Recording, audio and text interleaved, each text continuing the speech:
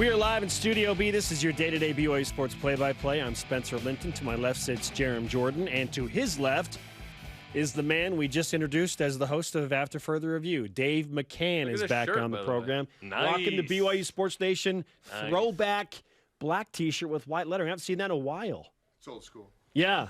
Borrow an old guy. OG. Are we old enough to have old school stuff? Yeah, you guys are. I was just thinking that day-to-day play-by-play thing I've read 1,000,000 times in all our games for this show. And this shows this is the crown jewel of the operation. So thank you so much. That's why I'm sending some karma to this show. Thank you. Yeah.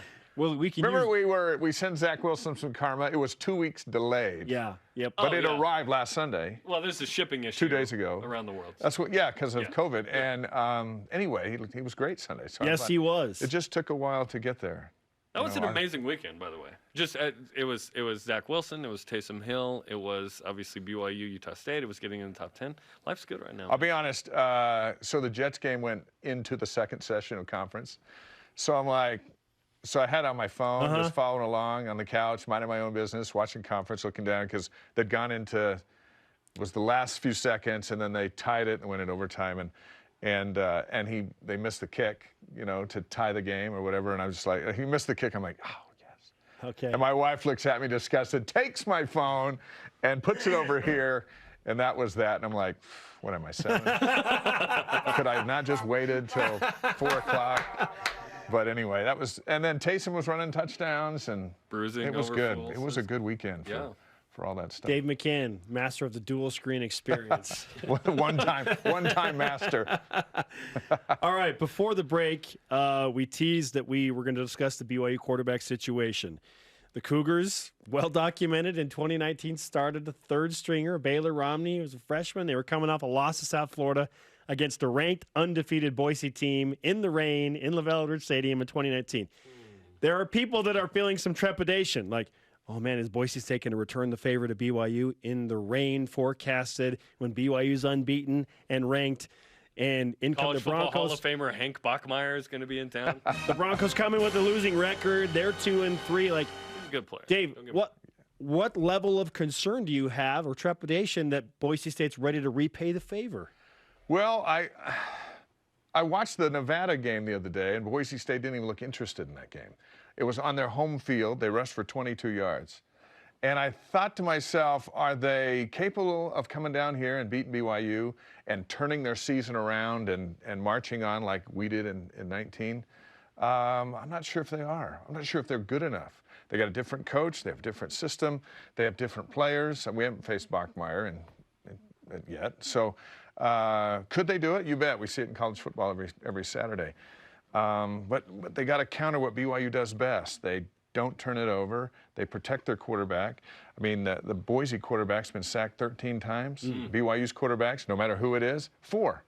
And we're playing better teams. So our line is beastly in protecting, and our penalties are down. We haven't had very many catastrophic penalties. I can't even think of 1 or 2 that really, maybe a late hit on a drive against Utah or something that really helped the other team. So if no matter who our quarterback is, if we stay the course and play our game, I don't know if Boise State's good enough to overcome that. Now, if we come over and turn it over like they did, then a fake field goal, flea flicker, a 45-yard run by a guy that's fast that nobody knows, all that can happen like it did in 2019. And we also had the home crowd to help, and they don't have it here. Possible, sure, but I like BYU's chances if they just do what they do. They don't have to be spectacular. They haven't been spectacular. You look at their offensive numbers and defensive numbers, 60, 57, 91, whatever, but they've been good enough in every game. Yeah, it's interesting. And I wonder if the second half against Utah State was sort of a template for what we might see this week, which was Jacob Conover didn't, and Aaron Roddick didn't say, hey, you got to win this, baby. Right. Nope, he said, Tyler, you got to win this, and then defense, you got to show up and play better. And they did, because that could have been very dangerous for BYU in the second half. Ultimately, it wasn't. If it is going to be Conover on Saturday, he will have had every day of practice knowing that it's going to be him on Saturday and not him on the sideline going, well, I'm going to go in if Baylor gets hurt, but he's not going to get hurt. Jaron got, and then all of a sudden you're in the game. And he had what? He had the halftime to figure it out. Yeah, and I talked to him after the game. He said he knew right away. He's like, okay, I better be ready.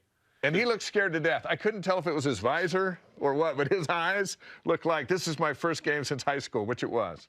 And I think it took Aaron a few possessions to kind of get him some plays that worked for him.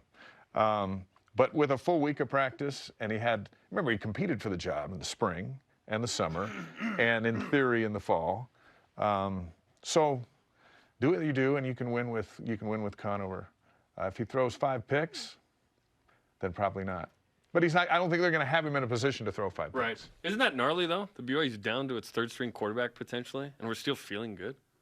Yeah, that's pretty awesome, right? It's the balm of all things. Yes, being number 10 and 5-0. Yeah. Now, what's interesting is that Boise State game in 2019 was a major turning point for BYU. Since that game, including that win, the Cougars have gone 21-3. So they won 5 in a row after the South Florida loss, starting with Boise, 11-1 last year, 5-0 this year.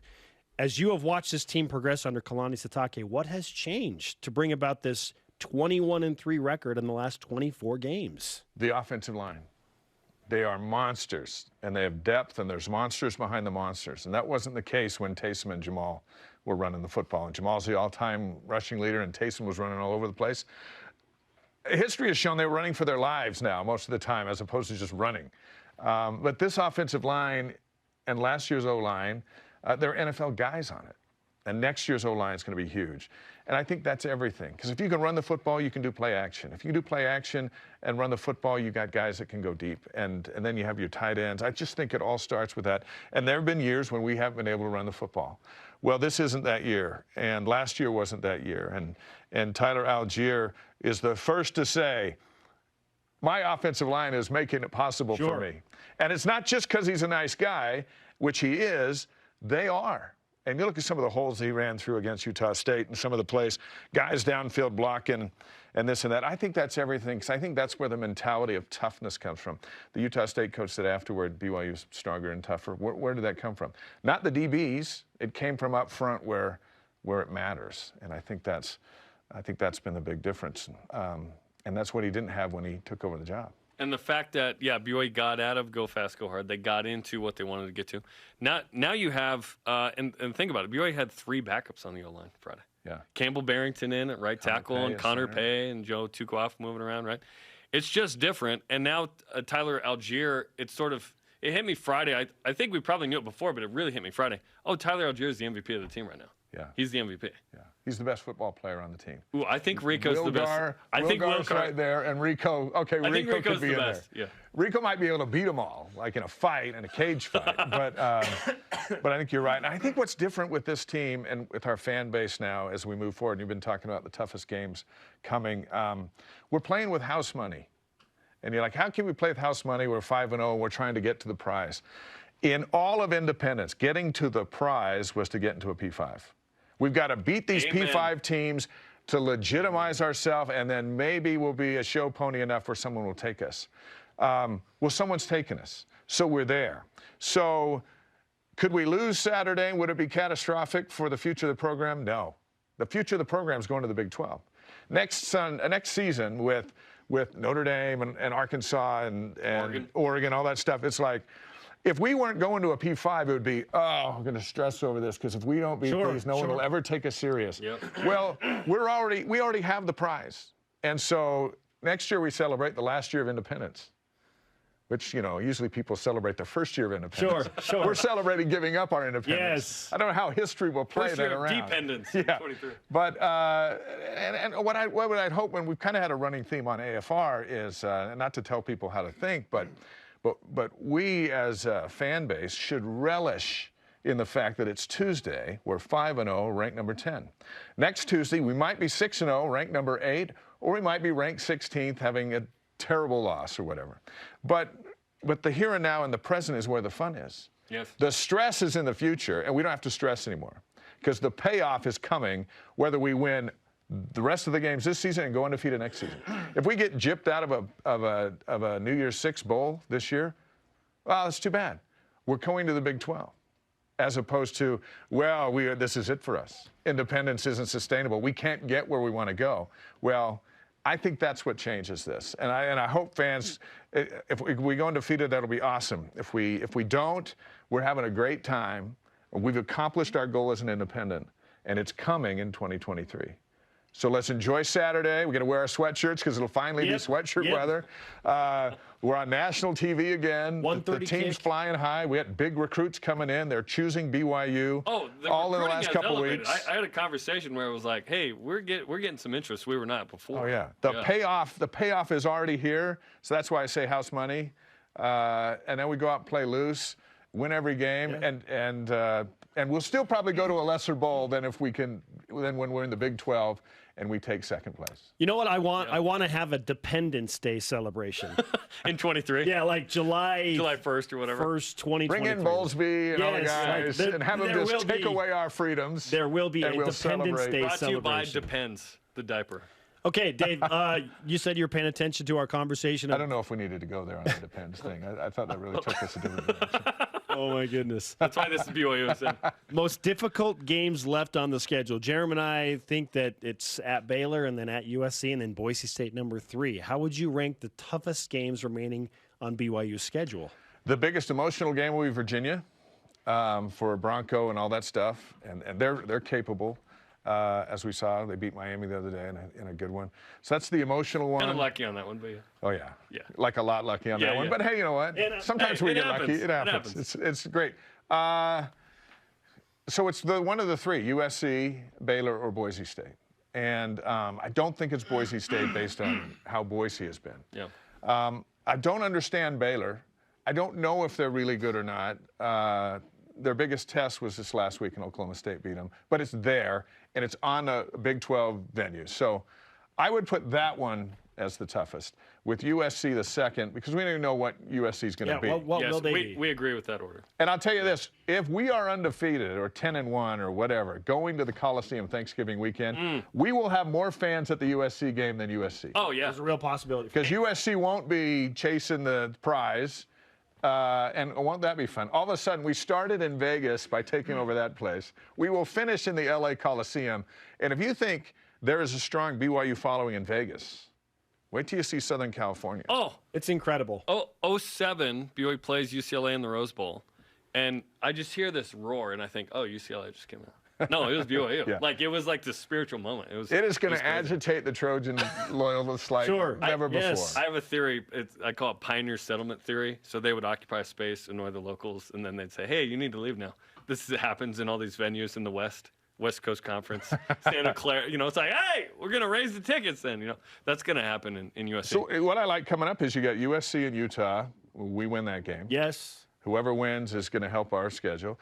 And then you got Arizona State, Utah the next week. We win that game. Whoever wins that game is going to help us. So even the decent teams that we've beaten can now start helping us as we just try to – we got to take down Boise State and then just go to the next one. Can we run the table? Yes, we can run the table, but one at a time in those matchups. When, again, like we were last month and in the summer, you look at 12, you're going, 12's a lot. I don't think you can win all 12. No one wins all 12 except for Alabama, and sometimes they don't win all 12, or 13 or 14 or however many games they play.